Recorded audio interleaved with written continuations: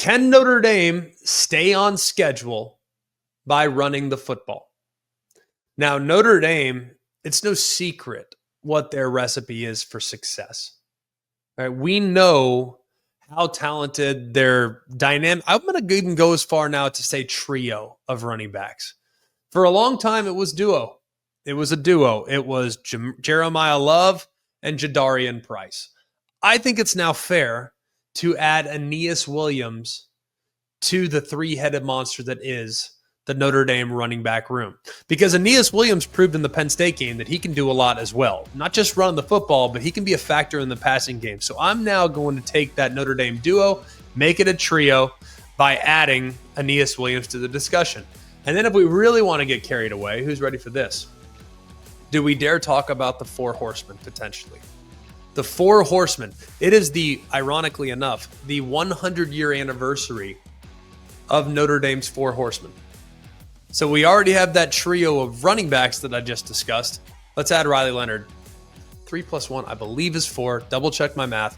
But yes, this version of Notre Dame in the 100-year anniversary of the Four Horsemen has their own version of the Four Horsemen. They came into the postseason averaging about 225 yards a game, which at the time was one of the best in the country. However, in the playoffs, it hasn't been quite as gettable.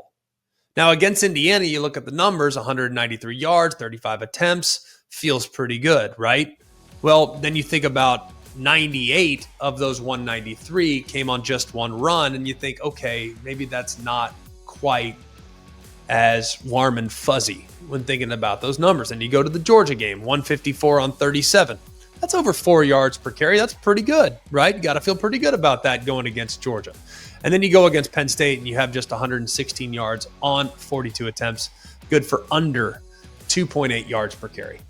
That is something to be concerned. So if we look at Notre Dame on the whole, in the postseason, if you remove the 98-yard carry by Jeremiah Love, they're averaging about 3.3 yards per carry in the playoff.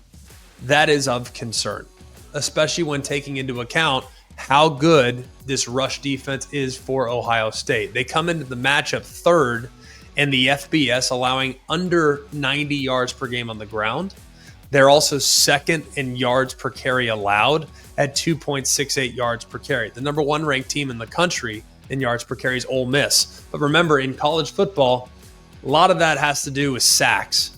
Ole Miss has 1 million sacks. That's going to make the numbers on a yards per carry basis look a little bit better. On just a traditional against the run defense, I don't think there's a better one in the sport than Ohio State. I think they are the best. I think they're the most talented, and they're the toughest to run against. Notre Dame will find that out. Now, if there is a veil of optimism when trying to find avenues to run the football against the Buckeyes, they don't force a lot of negative carries. Their defensive line is super sound. They're going to kind of anchor down. They're not going to be hyper aggressive. Therefore, they're just 20th in the FBS in their percentage of runs that go over 0 or negative yards.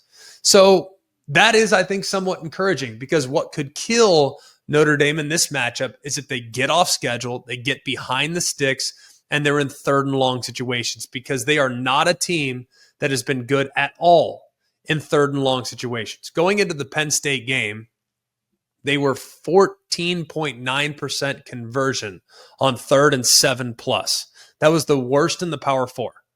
They converted just 11 of 74 of those attempts on the season. 3rd and long is a dead recipe for Notre Dame when facing this Buckeye defense. Now, in the Penn State game, 2 of 7, which isn't terrible, but I would not expect that to continue against a pass rush that's this good and against cover guys that are this good. So they must run the football with their trio of backs and Riley Leonard, their quarterback, in order to avoid the long yardage situations on 3rd down.